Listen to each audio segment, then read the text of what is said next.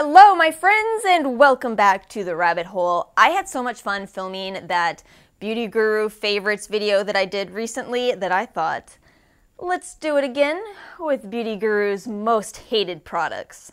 That is what you are in for today, as am I. I don't know how this is gonna go.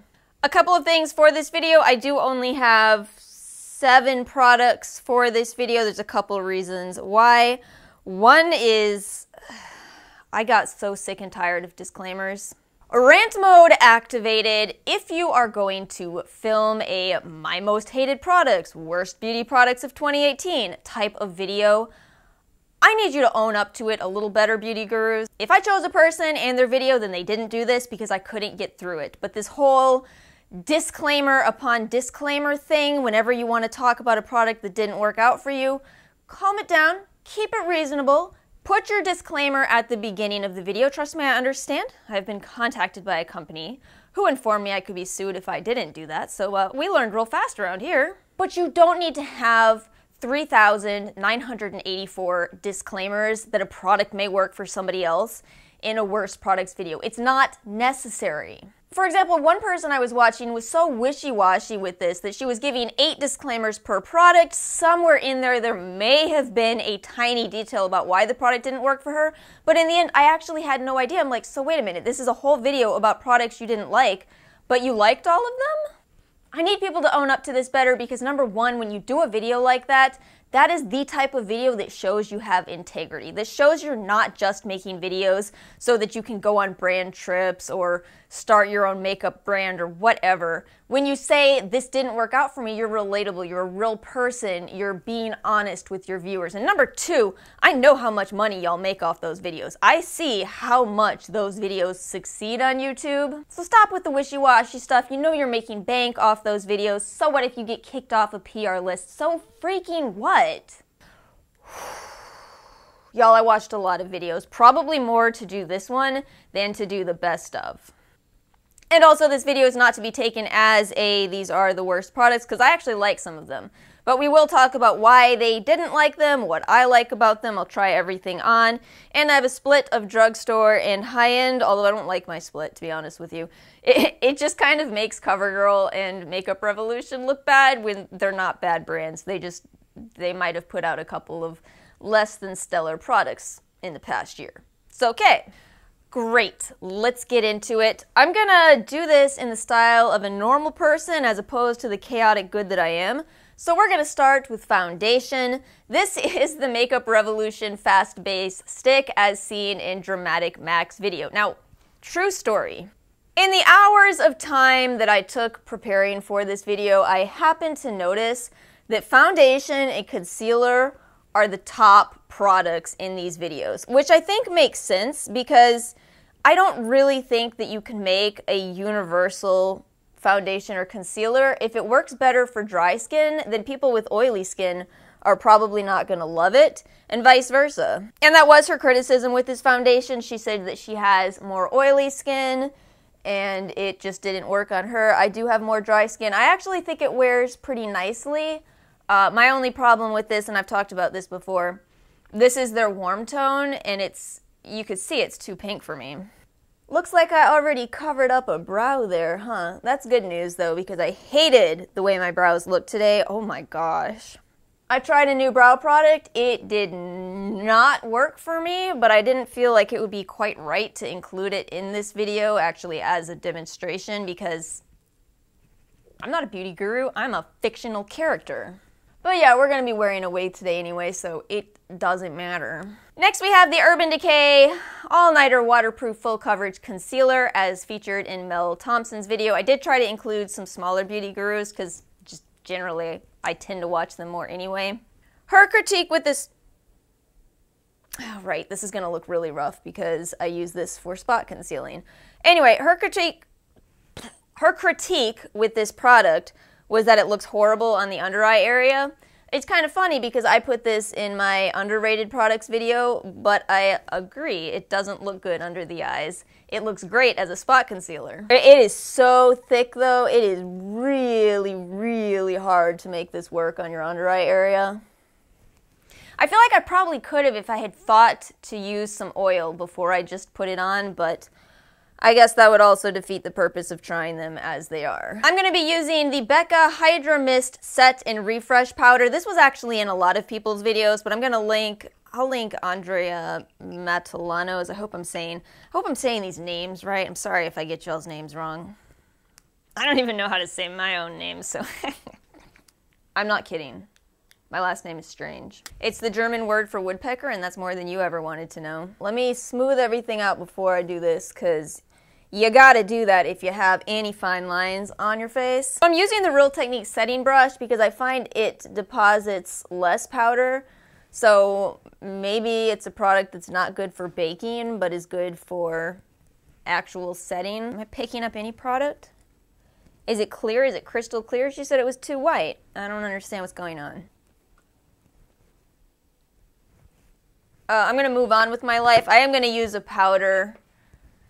I don't have a powder for this video, so I'll be back in a second. Let's move on to eyeshadow. This was a whole thought process because obviously the Morphe Jacqueline Vault was in pretty much every video, but I've been hating on Morphe so much lately that I was just like, it's not right for me to put them in a video again. People are already tired of me talking about Morphe.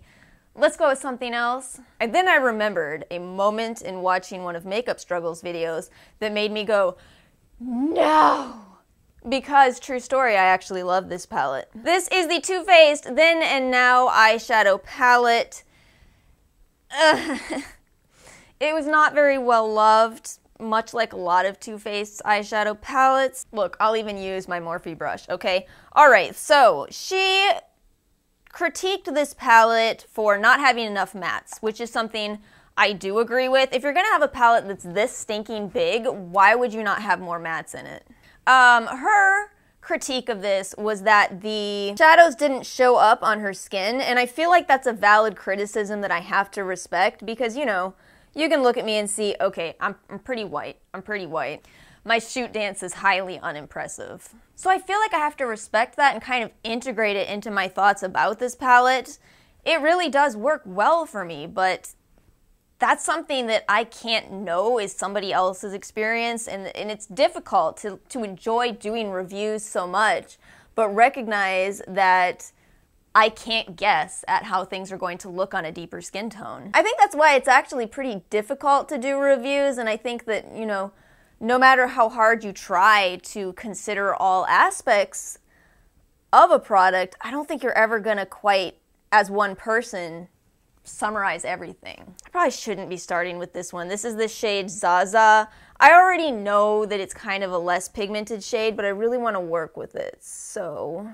Okay, alright, Makeup Struggles. You're kind of right. You're kind of right. That's pretty bad. See, what I've found with this palette is that their 90s shade, their 1998 shades are less impressive. So I'm gonna use this Reality Star shade and try to build up some color. That's from the 2018 collection. All right, at this point, I'm forced to accept that the reason this has worked for me in the past has to be because I've used it with glitter glue. I've worn this palette a ton of times, but I just default to glitter glue. Like, if I don't know how something is gonna go, I just assume the worst, I guess. So because of the type of video this is, I already know I'm gonna get some comments of people saying, but I love that. Yeah, me too, with a lot of these products. But no, I'm trying to use these products, like I just said, not in the, you know, this is how to make anything work type of way, but just as the, I don't know, easiest way. I gotta make an eyeliner out of this because I couldn't find an eyeliner, not one that I had. I think I did a pretty darn good job this past year of not buying bad products, in my humble opinion. Moving on, every time I do one of these videos, like a worst compilation video try-on style, I'm always shocked how bad things look, and I don't know why, because what else would you expect in a video that is people's most hated products?